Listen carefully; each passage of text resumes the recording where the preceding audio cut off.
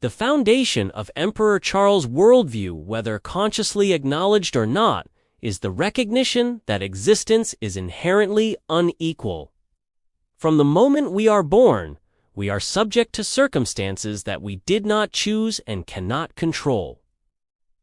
Some are blessed with robust health, supportive families, and abundant resources, while others are marked from birth by hardship, poverty, or illness. This distribution is neither deliberate nor just. It is the result of a chaotic interplay of biology, environment, and historical accident. In other words, the starting line in life is staggered, and no amount of moral wishing can make it perfectly level. Emperor Charles' speech seizes upon this truth and builds an entire ideological framework around it. Though he channels it toward a vision of hierarchy and dominance rather than equality or compassion, acknowledging unequal starting points. When Emperor Charles declares that all humans are not created equal, he is not introducing a novel concept. Rather, he is bluntly articulating a fact that many societies prefer to soften with polite rhetoric. Intelligence, physical ability, charisma, and resilience vary widely among individuals. These differences are magnified by structural advantages such as wealth, education, and social connections, creating compounded disparities that persist across generations. By stating this plainly, Emperor Charles forces his audience to confront an uncomfortable truth. The idea of absolute equality in human capacity is a myth. His tone suggests disdain for those who ignore this reality, as if willful blindness to inequality is not merely naive, but dangerous. From a purely observational standpoint, he is correct systems built on the false assumption that everyone begins. Equally often misallocate resources and fail to address the real challenges of human diversity. From inequality to motivation, Emperor Charles does not stop at acknowledging disparity. He reinterprets it as a necessary condition for progress. In his view, inequality is not merely an unfortunate fact, but the fuel that drives human ambition.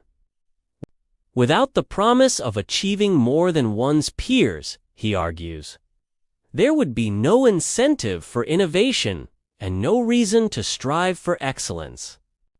This reasoning mirrors certain strands of classical, economic, and evolutionary thinking, which hold that competition arising from unequal talents and rewards is the primary mechanism for growth and adaptation. However, this argument assumes that competition is always healthy and that disparities naturally produce productive tension. It glosses over the fact that unchecked inequality can just as easily produce resentment, despair, or social collapse. Still, Emperor Charles' framing captures an essential truth. The knowledge that life is not fair can inspire individuals to fight harder, sharpen their skills, and seek advantage in a world that will not hand them anything for free. Critique of egalitarian systems. Emperor Charles' rejection of systems that enforce equality of outcome reflects a suspicion common among meritocratic thinkers that such systems stifle excellence. He paints egalitarian policies as mechanisms that reward mediocrity, stripping away the incentive to push boundaries. In his narrative, artificially leveling results leads to stagnation because people will no longer need to work harder or think smarter to get ahead. This critique resonates in certain historical contexts, rigidly equalizing societies. such as in some communist regimes, often suffered from inefficiencies when innovation was not sufficiently rewarded.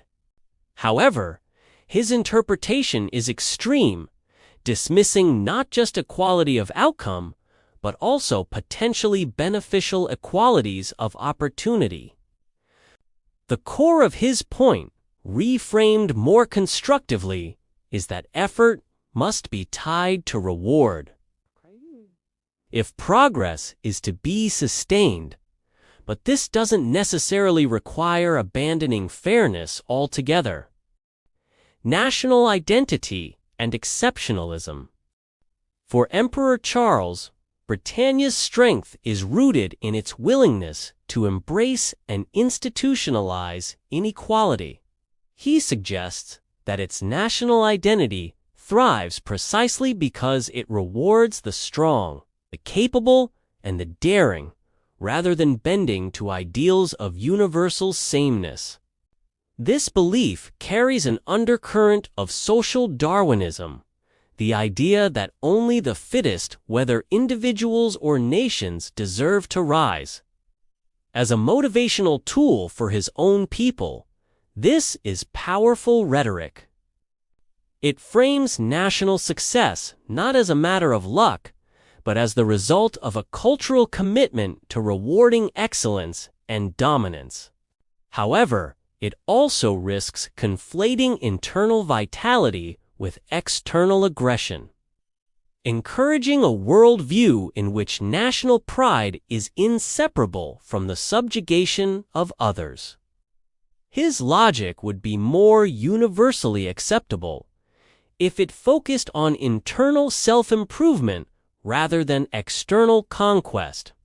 But the root point, that societies prosper when they cultivate their most capable members, is difficult to deny. Sacrifice as proof of commitment. When Emperor Charles invokes the death of his son as part of the price of progress, he transforms personal tragedy into political narrative. In doing so, he aligns himself with the very principles he champions. If life is not fair, then even emperors must suffer its harsh realities. This moment is intended to convey that the rules of his worldview apply universally, sparing no one. Psychologically, it functions as a display of authenticity. A leader willing to endure loss for the sake of principle is more believable than one who merely preaches sacrifice from a distance.